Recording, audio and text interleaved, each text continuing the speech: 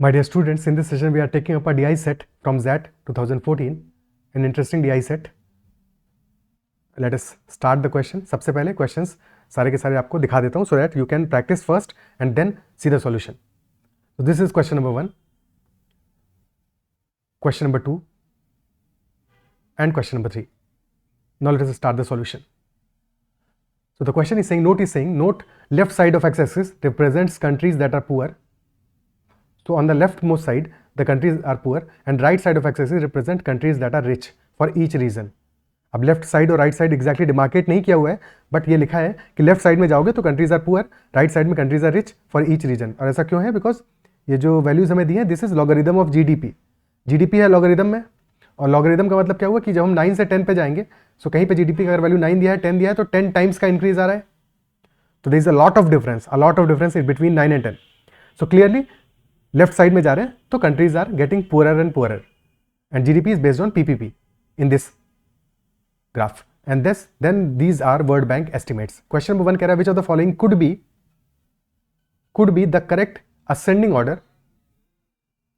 order of democratic regions of poor. ठीक है, which of the following could be the correct ascending order of democratic regions for poor. यानी कि minimum कहां पे आ रहा है democratic region for poor. Democracy सबसे कम कहां पे है और सबसे ज्यादा कहां पे है. सबसे कम पता लगाने जाएंगे तो ज्यादा फंसेंगे हम. ठीक है, सबसे आसान क्या है? इन सारे के सारे ग्राफ को ऑब्जर्व करें. सबसे पहले सारे के सारे ग्राफ्स को देखते हैं. ठीक है, सबसे पहले अफ्रीका वाले ग्राफ को ऑब्जर्व करते हैं.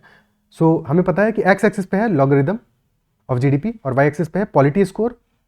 और पॉलिटी का स्कोर 0 है फॉर फुल अथॉरिटेरियनिज्म और 20 है फॉर फुल डेमोक्रेसी. यानी कि जितना ज़्यादा है उतना ज़्यादा डेमोक्रेसी की तरफ इंक्लिनेशन है किसी कंट्री का या किसी रीजन में किसी पर्टिकुलर कंट्री का. Is it clear? अब अगर अफ्रीका वाले रीजन में हम बात करें, लेफ्ट साइड में जो कंट्रीज है these are relatively poor in region, और जो राइट साइड में है दे आर रिलेटिवली रिचर. और if you observe left side में पूरा का पूरा डिस्ट्रीब्यूशन यानी कि 5 से लेके 20 तक कंप्लीट डिस्ट्रीब्यूशन है. यानी कि कुछ कंट्रीज अथॉरिटेरियन है, कुछ में फुल डेमोक्रेसी है, तो ऐसा एक कंप्लीट डिस्ट्रीब्यूशन है. Also this line that is given, वैसे मेंशन नहीं है इसमें, पर हमेशा ध्यान रखना जब भी ऐसी कोई लाइन गिवन है, ऐसा कोई ग्राफ गिवन है, तो this line is best fit line. जो भी हमें डेटा पॉइंट्स दिए हैं इनके लिए जो बेस्ट फिट लाइन बन सकती है वो बेस्ट फिट लाइन इस क्वेश्चन में बनाई हुई है. ठीक है, तो बेस्ट फिट लाइन हमको एक तरह से दिखा रही है comparison between this is the richer section and this is the poorer section. तो इनके बीच का एक हमको कंपैरिजन दिखा रही है कि कहां पे ज्यादा हमारा इंक्लिनेशन है. तो लाइन स्लाइटली अपर है, स्लाइटली ऊपर की तरफ अफ्रीका में, यानी कि जो रिच रीजन है वहां पे डेमोक्रेसी थोड़ी सी ज्यादा है, थोड़ी सी स्लाइटली ज्यादा है. और जहां पे स्लोप बहुत ज्यादा है, जैसे यहां पे for C and E Europe, so for C and E Europe the slope is very high, which implies कि for poor countries there is very less democracy, chances are they are highly authoritarian. और जो rich countries हैं वहाँ पे they are quite democratic for C and E Europe. Okay, and similarly for Asia Pacific थोड़ा सा slope है, slope is higher than Africa for sure, and for Middle East also. साथ में एक और छोटी सी चीज ऑब्जर्व करनी है यहाँ पे कि हर एक ग्राफ में जो वैल्यूज हैं हमारी, ये जो दी हैं 5, 10, 15, 20, दीज आर नॉट सेम. ये भी ध्यान रखना है. For example for western Europe these values are from 19 to 20, which implies कि वेस्टर्न यूरोप में as such there is almost full democracy.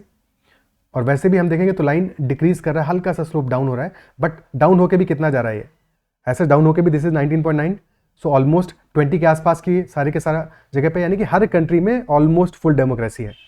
For Scandinavia there is only 1 value 20, सारी की सारी कंट्रीज में फुल डेमोक्रेसी है, 100% डेमोक्रेसी है. यानी कि असेंडिंग ऑर्डर में सबसे हाईएस्ट पे कौन सा आना चाहिए, चाहे कंट्री हमारी पुअर हो और चाहे रिच हो. इवन पुअर रिच में भी बहुत ज़्यादा डिफरेंस नहीं है, 10.10 से लेकर 10.30 तक है. तो डेफिनेटली हमारा डेमोक्रेटिक रीजन फॉर पुअर के लिए बेस्ट कौन सा है एग्जाम्पल है. असेंडिंग ऑर्डर में सबसे हाईएस्ट पे कौन सा आएगा? स्कैंडिनेविया आएगा. Scandinavia should be at the highest at the peak, क्योंकि उसमें सारी कंट्रीज के लिए 20 है. तो definitely that should be at the top. Last में आना चाहिए क्योंकि असेंडिंग है, और लास्ट में आ रहा है हमारा स्कैंडिनेविया, डी में आ रहा है और ई में आ रहा है. Then western Europe should come just second to Scandinavia, क्योंकि वहां भी ऑलमोस्ट 20 है, 20 से बस थोड़ा सा ही कम है. तो सेकंड पे वेस्टर्न यूरोप आना चाहिए, जो कि ऑप्शन डी में आ रहा है. तो definitely option D should be the solution.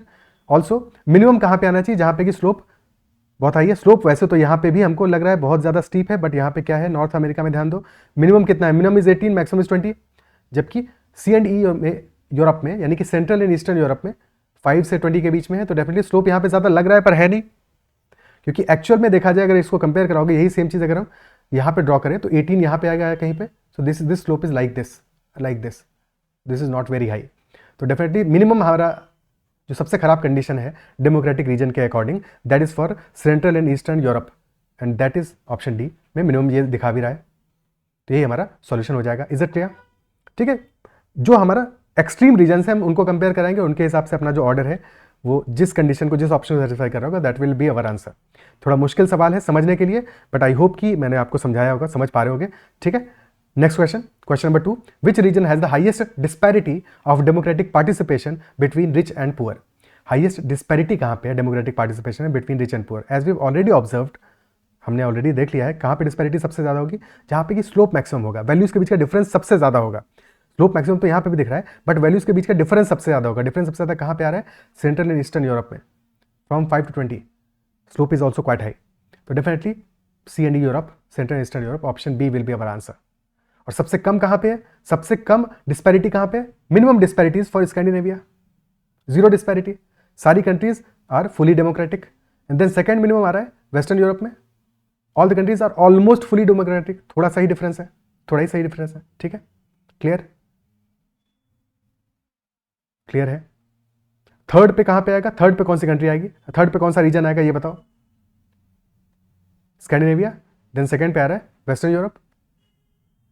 Third पे देखेंगे साउथ अमेरिका में अपना दिख रहा है 15 से 20, बट नॉर्थ अमेरिका 18 से 20 ही है सारी की सारी रीजन्स। तो डेफिनेटली थर्ड पे हमारा आएगा North America. Clear? Next question, the maximum GDP of African region is higher than the maximum GDP of South America region by factor of what? अब यहाँ पे फैक्टर की बात की है बिकॉज ये जो जीडीपी हमें दिए हैं लॉगरिथम में दिए हुए हैं, लॉगरिथम स्केल में दिए हुए हैं। तो पहले मैक्सिमम जीडीपी निकाल लेते हैं दोनों का। अफ्रीकन रीजन में मैक्सिमम जीडीपी यानी कि राइट मोस्ट पॉइंट कहां पे है? This is the right most point and this is at 9.5, this is at 9.5। ठीक है, PPP annual by World Bank estimates. और कंपेयर करना है हमको साउथ अमेरिकन रीजन से। साउथ अमेरिकन रीजन में हाईएस्ट राइट मोस्ट पॉइंट कहाँ पे? This is the right most point and this is also रफली 9.5। तो ऑलमोस्ट इक्वल ही है, कोई डिफरेंस नहीं है इनके बीच में। ऑप्शन ई आंसर आ जाएगा, दे आर ऑलमोस्ट इक्वल।